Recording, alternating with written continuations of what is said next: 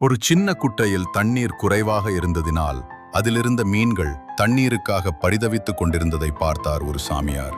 அந்த வழியாக தண்ணீர் எடுத்துக்கொண்டு போன கிராமத்து ஜனங்களிடம் மீன்களுக்காக கொஞ்சம் தண்ணீர் கேட்டார். அதற்கு ஊர் மக்கள், சாமி, உனக்கு வேறு வேலை வெட்டி இல்லை என்று நினைக்கிறோம்.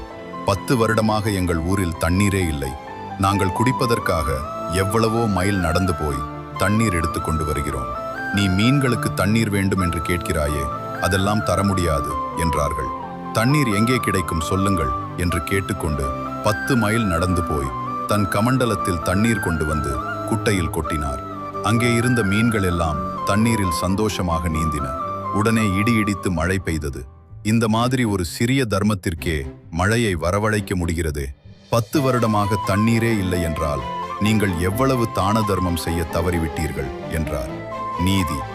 எங்குதான தர்மங்கள் சரியாக செய்யப்படுகிறதோ அங்கு தண்ணீர் பஞ்சம், உணவு பஞ்சம் வராது.